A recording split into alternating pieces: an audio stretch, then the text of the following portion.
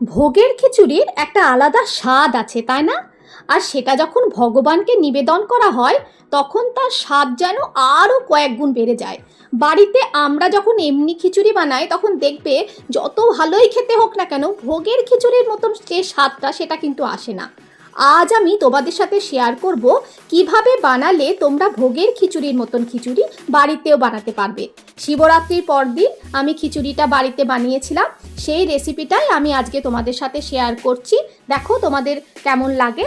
হেই everyone, কেমন আছো তোমরা সবাই? পিয়ালি রন্ধনশালায় তোমাদের সকলকে স্বাগত জানাই।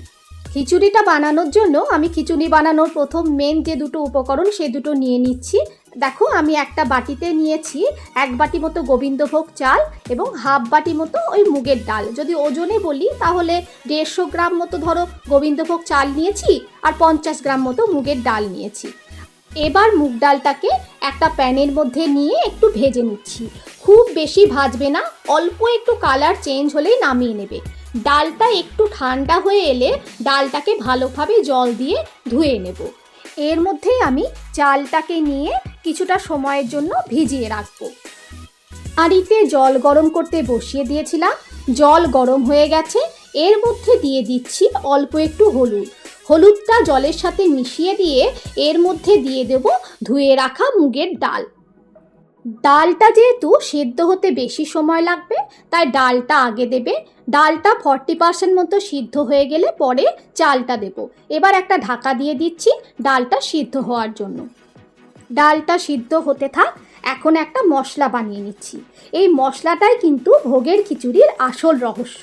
একটা মিক্সিং জারের মধ্যে নিয়ে নিচ্ছি কয়েক টুকরো আদা, ঝালের জন্য নিচ্ছি 2টো কাঁচা লঙ্কা, হাফ টিস্পুন গোটা জিরে, হাফ টিস্পুন রাঁধুনি আর 1/4 টিস্পুন মৌরি। একটু জল দিয়ে সবগুলোকে একসাথে ভালোভাবে পেস্ট করে নেব।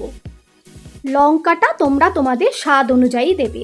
প্যানের মধ্যে সর্ষের তেল গরম করে তাতে ফোড়নে দিয়েছি একটা তেজপাতা, 2টো শুকনো লঙ্কা। এবার দিয়ে দিচ্ছি পেস্ট করে রাখা মশলাটা। জারটাকে জল দিয়ে ধুয়ে আমি সেই জলটাও এর মধ্যে দিয়ে দিয়েছি। এবার মশলাটাকে বেশ কিছুক্ষণ কষানোর পর মশলা থেকে তেল ছেড়ে দিলে এর মধ্যে দিয়ে দিচ্ছি স্বাদ অনুযায়ী লবণ, 1/4 টিস্পুন জিরে গুঁড়ো, 1/4 টিস্পুন ধনে গুঁড়ো, হাফ টিস্পুন মতো কাশ্মীরি লাল লঙ্কার গুঁড়ো। যেহেতু আগে আমরা মশলায় গোটা জিরে দিয়েছি, তোমরা চাইলে কিন্তু জিরে গুঁড়োটা স্কিপ করতে পারো। সব কিছু একসাথে একবার ভালোভাবে ভেজে নিয়ে এর মধ্যে দিয়ে দিচ্ছি কেটে রাখা টমেটো। টমেটো দেওয়ার পরে আবারও মশলাটাকে ভালোভাবে কষিয়ে নেব। ততক্ষণ পর্যন্ত কষাবো যতক্ষণ পর্যন্ত না টমেটোর কাঁচা গন্ধটা চলে যায় এবং টমেটোটা ভালোভাবে মশলার সাথে মিশে যায়। এদিকে দেখো আমাদের চাল এবং ডালও সিদ্ধ হয়ে গেছে। মশলাটাও ভালোভাবে ভেজে নেওয়া হয়ে গেছে।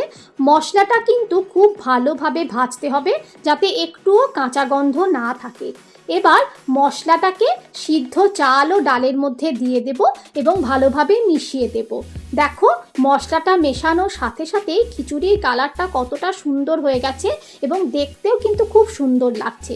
এবার এর মধ্যে দিয়ে দেব স্বাদ অনুযায়ী লবণ এবং আবারও একবার ভালোভাবে মিশিয়ে দেব। খিচুড়ির কনসিস্টেন্সিটা তোমরা কিন্তু একটু এরকম পাতলাই রাখবে, কারণ এটা ঠান্ডা হয়ে যাওয়ার পরে কিন্তু শক্ত হয়ে যাবে। এবার এর মধ্যে দিয়ে দেব কাজু এবং কিশমিশ। কাজু কিশমিশটাকে আমি আগে থেকে ভেজে রেখেছিলাম। তোমরা চাইলে কিন্তু কাজু কিশমিশটা স্কিপও করতে পারো, কিংবা কাজু কিশমিশের পরিবর্তে তোমরা এখানে চাইলে যে চিনে বাদাম হয় সেটাও ভেজে কিন্তু দিয়ে দিতে পারো। এবং নামানোর আগে আমি এর মধ্যে দিয়ে দিচ্ছি 1 টেবিল স্পুন পরিমাণে ঘি। ঘিটা দেওয়ার জন্য খিচুড়িতে খুব সুন্দর গন্ধ হবে। তোমরা চাইলে পরিবেশনের সময়ও ওপর থেকে ঘি ছড়িয়ে দিতে পারো, আরও ভালো লাগবে খেতে। আবারও বলছি, নামানোর সময় খিচুড়িটা কিন্তু একটু পাতলাই রাখবে, পরে ঠান্ডা হলে আরও গাঢ় হয়ে যাবে।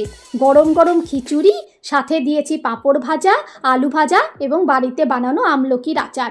সত্যি করে বলো, একদম ভোগের খিচুড়ির মতোই দেখতে লাগছে না? খেতেও কিন্তু ওরকমই হয়েছিল। তোমরা বাড়িতে বানিয়ে দেখে আমাকে কমেন্ট করে জানিও কেমন হয়েছে। ভালো লাগলে আমার ভিডিওটাতে প্লিজ একটা লাইক করে দিও আর আমার চ্যানেলটাকে সাবস্ক্রাইব করে দিও। দেখা হচ্ছে নতুন একটা রেসিপির সাথে পরের একটা ব্লগে। ভালো থেকো সবাই।